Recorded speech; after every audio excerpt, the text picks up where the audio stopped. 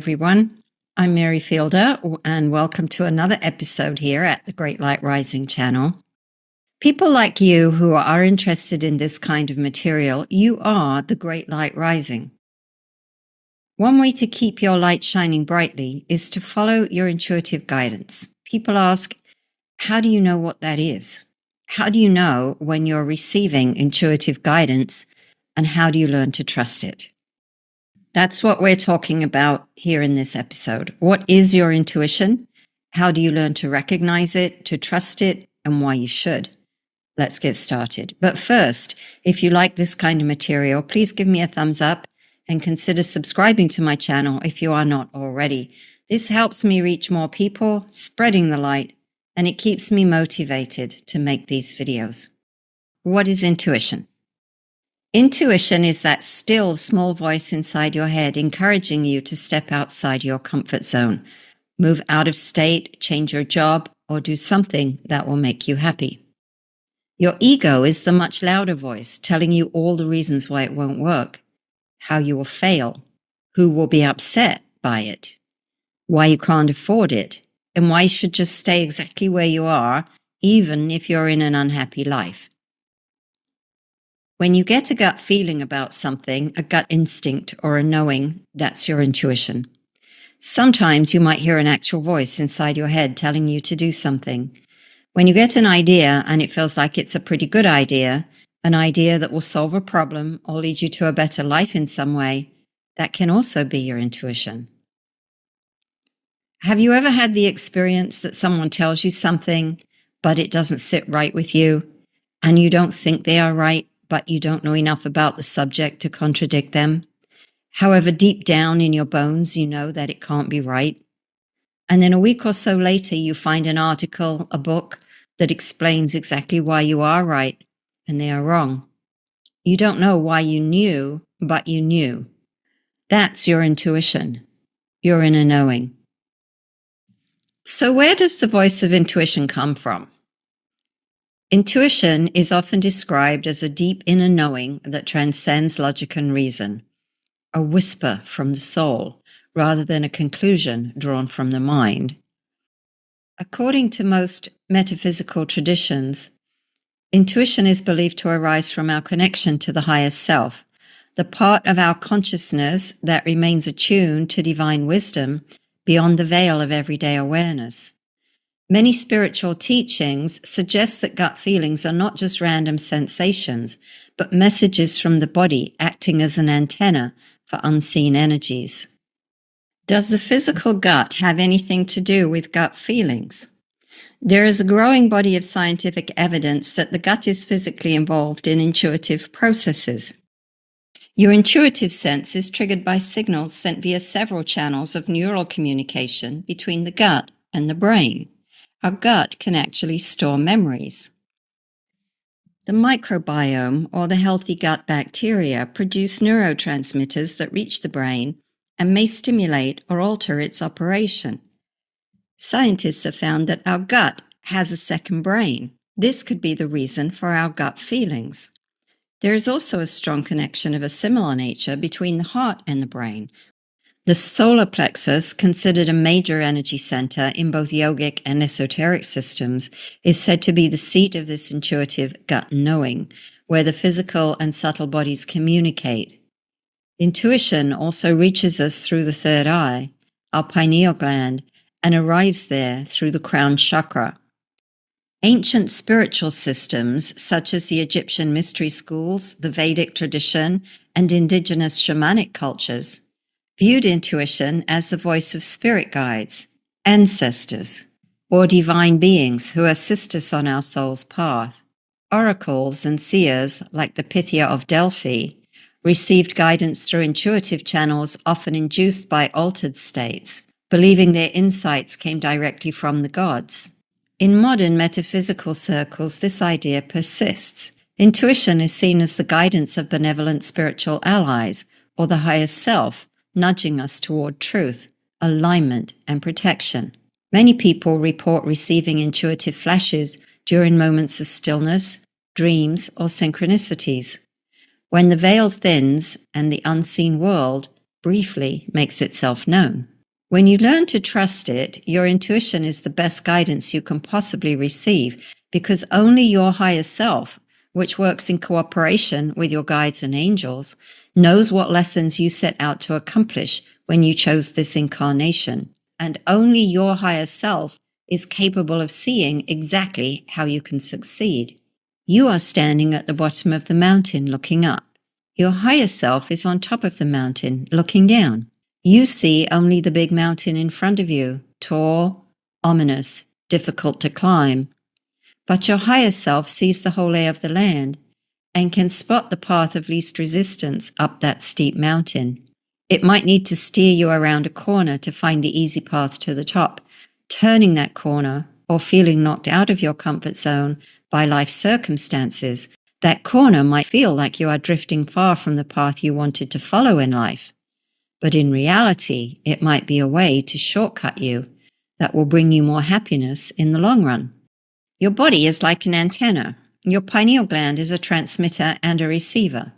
You both send messages out and receive messages in through your pineal gland. Your skin is made largely of silica, and so is your hair. Silica is a component of quartz crystal, which is made of silicon and oxygen, silicon dioxide. Quartz crystal is a remarkable substance that serves as both a transmitter and receiver of energy, both in metaphysical traditions and modern electronics. In the world of technology, quartz is used primarily for its piezoelectric properties. That means it can generate an electrical charge when exposed to an electrical signal.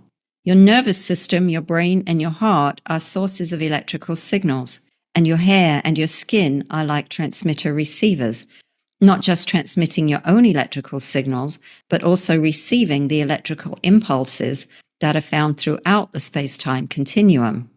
All living things, including our sun and our planets, trees, bodies of water, and even other people, emit electrical signals all of the time. Indeed, we can use crystals to enhance our intuition. Quartz in particular is a great tool for tuning into higher consciousness and opening up the pineal gland or awakening the third eye. We'll talk about some other ways to awaken the third eye in a moment.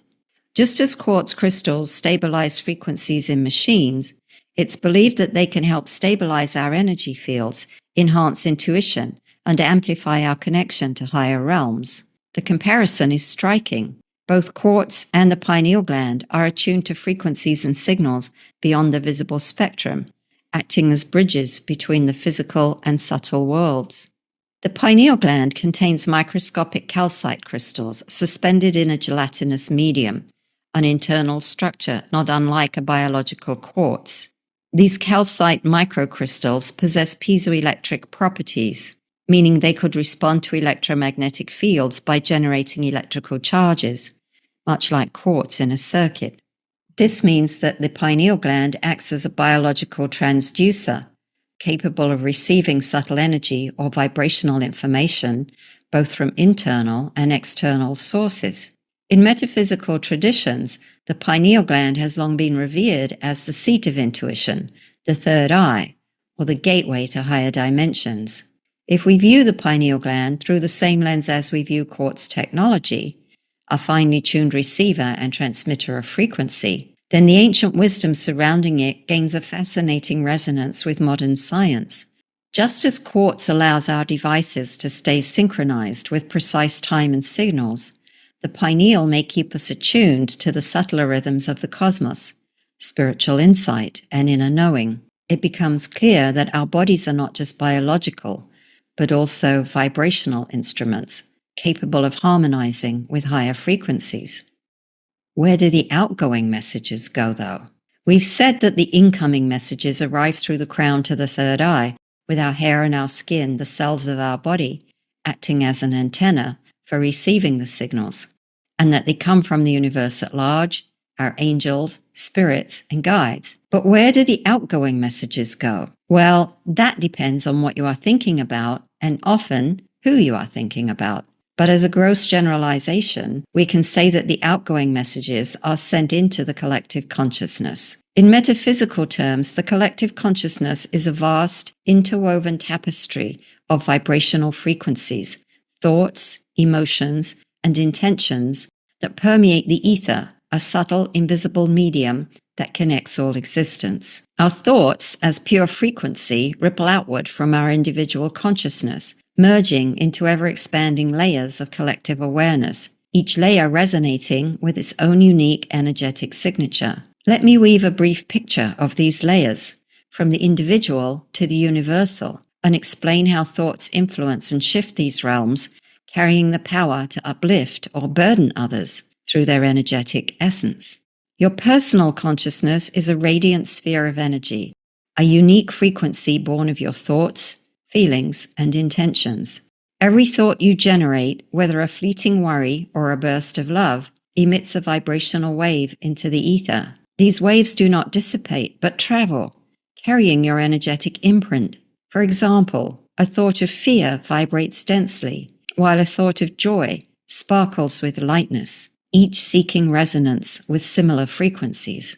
The thoughts of individuals in a neighborhood or small town blend into a localized collective consciousness, a shared energetic field shaped by cultural norms and shared experiences. In a tight-knit village, this field might hum with like-mindedness, open-hearted curiosity that permeates the whole town, or it might resonate with rigid traditionalism in another town. Your thoughts, as they ripple into this layer, either harmonize with or subtly disrupt the prevailing vibration. A single person's persistent thoughts of unity in a close-minded community can plant seeds of change, gradually shifting the collective tone.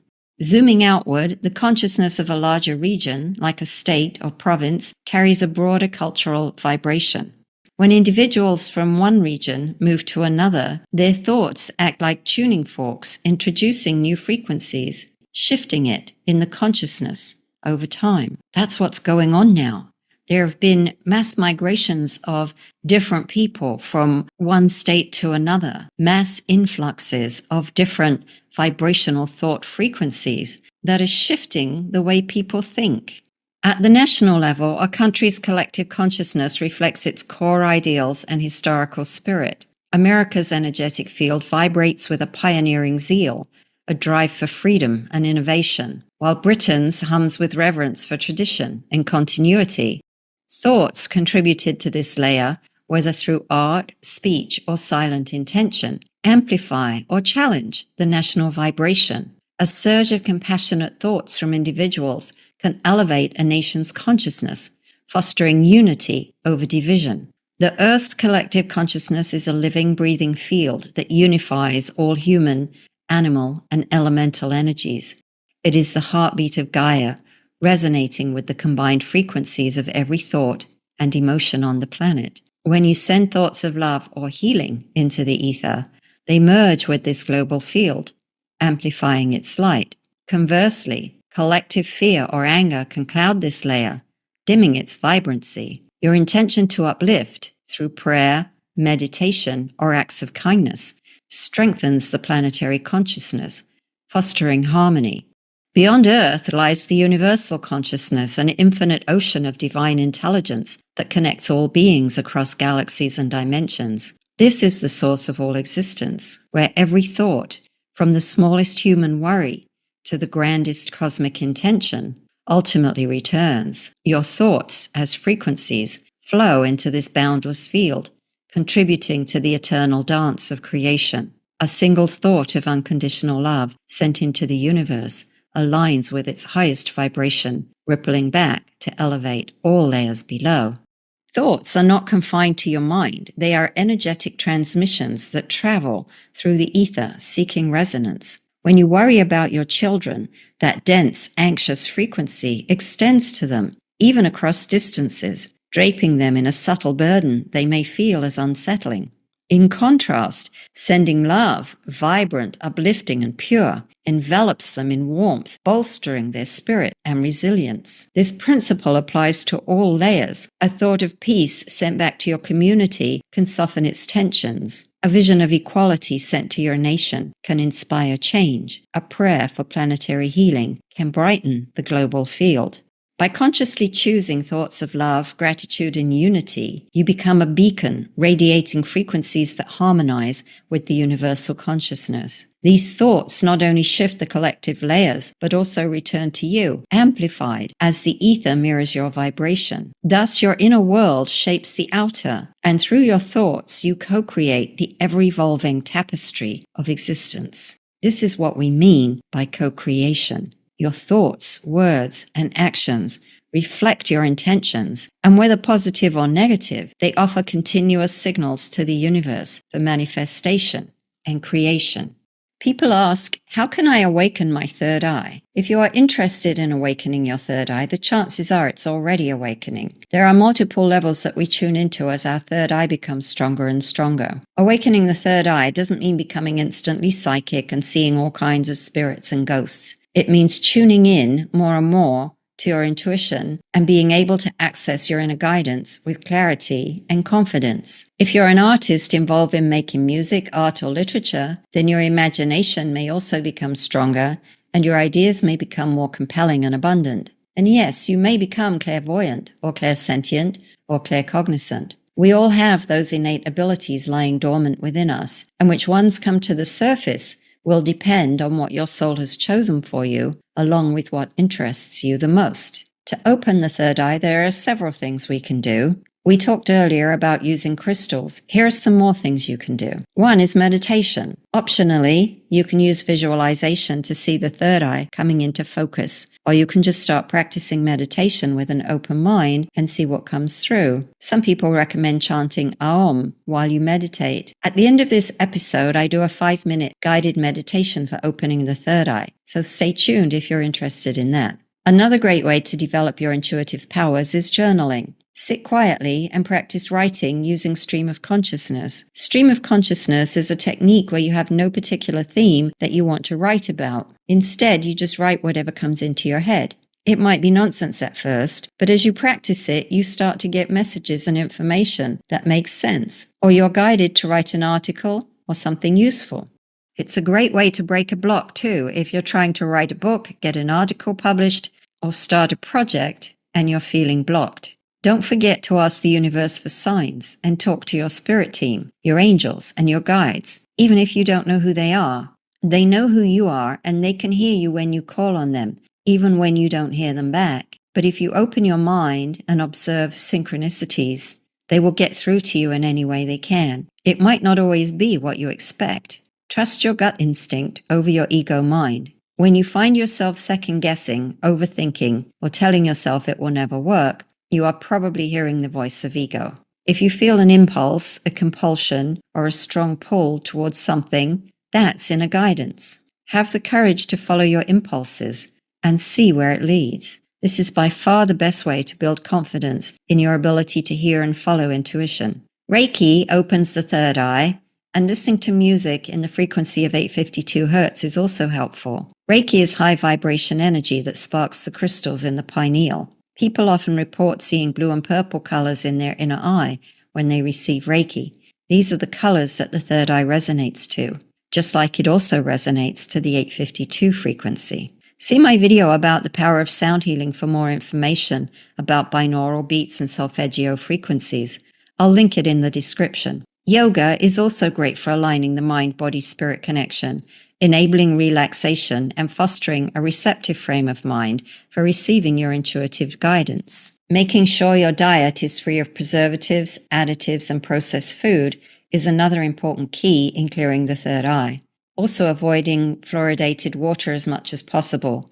That means drinking spring water, purified or distilled water. Purple and blue foods like blueberries, blackberries, purple grapes, and plums are associated with the third eye due to their indigo color. These are rich in antioxidants, which also support brain health. Remember, the pineal is in the brain. Fresh organic produce like leafy greens, carrots, and apples raise vibrational energy and clear mental fog. Fresh herbs like cilantro and parsley are cleansing and clearing. Other herbs, such as holy basil, ginkgo biloba, passion flower, dandelion, nettle, and rosemary, may be used in teas or soups and have varying effects, such as supporting brain health, healing, and cleansing properties. Walnuts, almonds, and chia seeds are often recommended for their omega-3 fatty acids and nutrients that support cognitive function. These are necessary for interpreting and understanding your guidance messages. Cacao and dark chocolate enhance mental clarity and stimulate the pineal gland. Anointing your forehead with essential oils, such as frankincense, sandalwood, and lavender, can also be helpful, or wearing blue and purple crystals, such as lapis lazuli, amethyst, natural turquoise, and blue sapphire.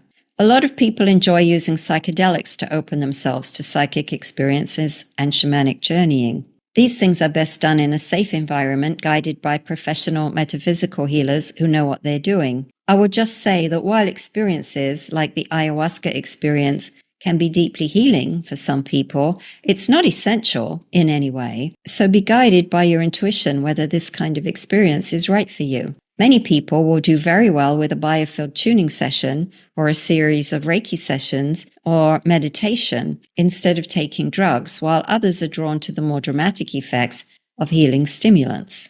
Somewhere between the powerful psychedelics and the much tamer herbs like holy basil and passion flower, we find mugwort. Mugwort carries a subtle lunar-aligned frequency that gently opens the third eye and enhances intuitive awareness. Its energy is often described as a soft, silvery thread that weaves through the ether, guiding the practitioner into dreamlike or visionary states without overwhelming the conscious mind. Mugwort amplifies inner vision, lucid dreaming, and psychic sensitivity, creating a bridge to the spiritual realms, allowing glimpses of higher truths or subconscious insights. Its effects are gentle and integrative, often unfolding over time through dreams or quiet meditation. Mugwort specifically resonates with the Ajna Chakra, clearing energetic blockages and enhancing clairvoyance. Mugwort can become a guide and protector, often used to prepare the energetic body for deeper spiritual work. It is seen as a teacher that whispers insights rather than forcing revelations. If you use mugwort, proceed with caution and limit your intake. You can take it as a tea or anoint your forehead with essential oil. You can also use it as a flower essence. Use it sparingly because overuse can cause brain fog, energetic imbalance, disturbed sleep, and energetic flooding or overwhelm. Lastly, spend time in nature. Connect with the trees, the flowers, the birds, the dragonflies, the butterflies. Connect with the life of the forest, or the energy of the mountains or waterfalls. Walk barefoot on the grass or on a sandy beach. Sand is made of quartz crystal, and water gives off negative ions which calm the human body. Forming a deep connection with the natural world will not only help you attune your third eye, but will bring you a deep sense of relaxation and help you de-stress from toxic city life. Perhaps the hardest part of the spiritual awakening journey is finding your truth among all the different ideas that flood the internet, conflicting ideas you read about in books, and ancient teachings that are floating back up into our awareness. The spiritual awakening journey is one of searching for the truth. We become disillusioned with our religion, our education, with the belief systems our families raised us into, but we don't know what is better. There is no Bible for the New Age. That's actually the point of it, that there is no book that lays it all out. That's because we're supposed to think for ourselves and find our own truth and follow our own path. People say, I feel so alone. I feel different. Yes, you are different. That's the whole point. At the end of everything, we return to the oneness. We are all one. Yes, that's true. But along the journey to oneness, we are finding our individuality, our unique and precious gifts that belong especially to us. We're exploring what we're good at and what we're bad at. Sadly, most of us focus on what we're bad at. We berate ourselves, we feel inadequate because we don't fit in with the norm. We hide ourselves away, hiding our light because we don't feel worthy. We want to blend in, not stand out. Now, no one is saying that a natural introvert needs to become an extrovert or that we should force ourselves to be a certain way. That's counterproductive. What I'm saying is that we should explore our differences our unique idiosyncrasies, the way we think, the way we like to conduct our life, our quirky characteristics that make us different. Those are our strengths, the tools we bring with us into this life to help us fulfill our mission. What's the mission, you might ask? For most of us, it's simply to grow in love, understanding, and compassion for ourselves first, and then extending that love, understanding, and compassion to all those around us. This is how the soul evolves, burning ever more brightly as we shine our light into the world. We can talk more about our individual life purpose in another episode. If that would help you, drop me a comment. In the meantime, you can check out my episode on numerology. The numbers in your birth date point to your life lesson. I'll link it in the description. In this episode, I want to focus more on how to listen to your intuition and why it's important. So finding your inner compass is about figuring out who you are, what you believe, not what others have told you to believe, but what you believe in your core, who you are at your essence, at the energetic level, what you stand for, what you like, what you dislike. If somebody could see the energy trail you leave behind as you walk away, what would that look like? Peaceful, loving, unhappy, undeserving, joyful? What energy would you like to bring to the world? Then you have to take up your courage to live that energy, to become that person, to stand for those things that are meaningful to you. Heart chakra energy is where you hold your self-worth. Do you feel worthy or unworthy? Does it matter to you if those around you show you love, or can you walk tall in the knowledge that no one else's opinion is important? Only your opinion of you really matters. Your heart chakra reflects these energies. The solar plexus is where you hold your power, your courage to walk to the beat of your own drum and be your own person, unswayed by the opinion of the masses, uncontrolled by so-called authorities or other influences that surround you, parents, church, boss, teachers, friends, family. This is one part of the journey to happiness and a fulfilled and satisfying life, finding your inner compass, figuring out who you are and how to be that person in a world that seeks to control your beliefs, your thoughts, your actions from every angle. The next part is learning how to roll with the punches, going with the flow. Because we can't control everything around us, we can only control our reaction to it. And when we stand in our power and our confidence, and when we know we are guided by our intuition and that all things happen for a reason, then it becomes much easier to accept what is rather than trying to bend the will of the universe to something that makes us feel more comfortable. There are lots of famous role models who have allowed themselves to be guided by their intuition. I'll touch on just a few of them. Steve Jobs, the founder of Apple, came up with the iPhone entirely guided by gut instinct, which was telling him that people would resonate with a sleeker, all-in-one touchscreen gadget. He's quoted as saying, "Have the courage to follow your heart and intuition. They somehow already know what you truly want to become. Everything else is secondary." Albert Einstein, the brain behind relativity, swore by his intuitions. He once said, "I believe in intuitions and inspirations. I sometimes feel that I am right. I don't know that I am." While using thought experiments, he imagined riding a light beam. This led to the theory of special relativity in 1905. No hard data at first, he started with just a feeling, and he fleshed out the math much later on. The result was a Nobel Prize and a legacy that bent our understanding of the universe. Coco Chanel, the famous fashion designer.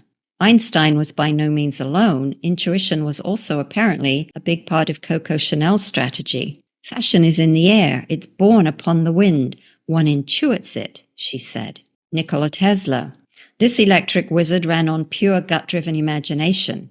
He had the ability to visualize inventions whole in his mind before building them. He turned his inventions around in his mind, looking at them from every angle, debugging anything that didn't work before he even built it. His inventions, therefore, tended to work first time. His most famous invention, of course, was the alternating current motor, which underpins modern electricity. It lit up our homes, our cities, and our worlds, and sparked the Industrial Revolution. Further back in history, as far back as the 15th century, Joan of Arc, a teenage peasant girl, heard voices she believed were divine. The voices told her to lead France against England. She had no military training at all. You can call it blind faith, or you can call it intuition. She convinced a skeptical prince, rallied an army, and in 1429 turned around the 100 Years' War with a resounding victory in Orleans. Her gut got her canonized as a saint, even though it also led her to the stake in 1431. But such was her destiny. Back then, as now, there were people who just can't buy into the fact that intuition is real. I often get trolled by people online and on my website who tell me I'm doing the work of the devil. I just send them Reiki and I get on with my life. Another great role model, guided by intuition, was Richard Branson, the brain behind the very successful Virgin Group of companies. He says, "I rely far more on gut instinct than researching huge amounts of statistics." When you rely on your gut instinct, you can stop worrying about the competition and the naysayers because you know you're on the best possible path for you, even when others don't agree. Going with your gut can save your life, like the episode at 10 Downing Street, the London home of the British Prime Minister. In 1940, at the beginning of World War II, Winston Churchill was having dinner when a bomb went off nearby. He immediately ordered his staff to leave the kitchen, having an instinct that something would go wrong. Moments later, another bomb went off, right in the kitchen of 10 Downing Street. His gut instinct and his willingness to trust in it without question saved the lives of his kitchen staff. All right, so I hope I've inspired you to listen for the voice of your own intuition, to learn to trust it, to become guided by it. Let me know what you liked best, and also if there are other topics you would like me to cover. Your likes and comments really encourage me to keep making these videos. Also, if you know someone else who might benefit from this episode, please do share with them. This also helps my channel grow and reach more people. So now, let's do a 5-minute meditation to open the third eye. To enhance activation, you could do this meditation again, perhaps after sipping a cup of mugwort tea. Create a sacred space where you can sit comfortably, spine straight, allowing your energies to align. Close your eyes and take 3 cleansing breaths, inhaling pure light and exhaling any heaviness. Allow your body to soften. Feel yourself rooted to the earth and yet open to the ether. Visualize now a soft silvery mist swirling around you, carrying the lunar essence of mugwort. If you're not familiar with mugwort, just use your imagination. Smell its essence in the mist.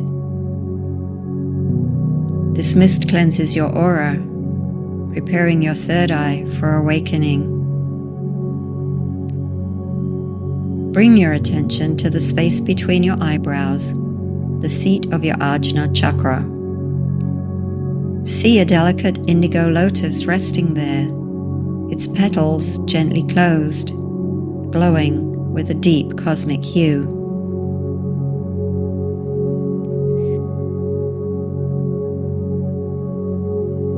With each breath, imagine a warm, radiant light flowing from your heart to this lotus. Whisper silently or aloud, "My third eye is open, clear, and aligned."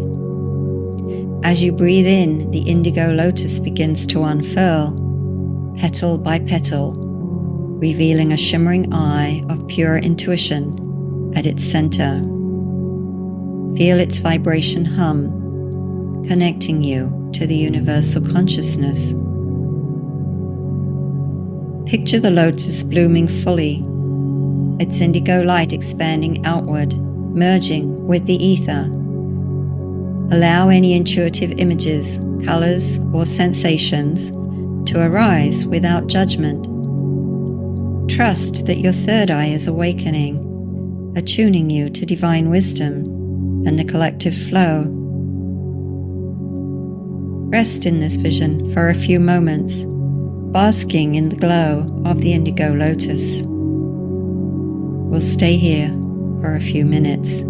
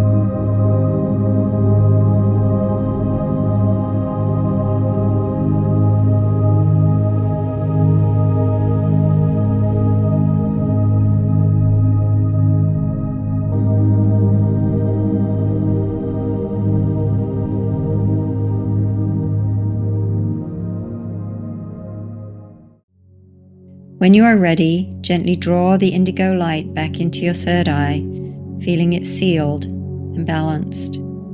Take 3 final breaths, grounding the energy by placing your hands on the earth or on your heart. Open your eyes and know the clarity of the Indigo Lotus remains with you.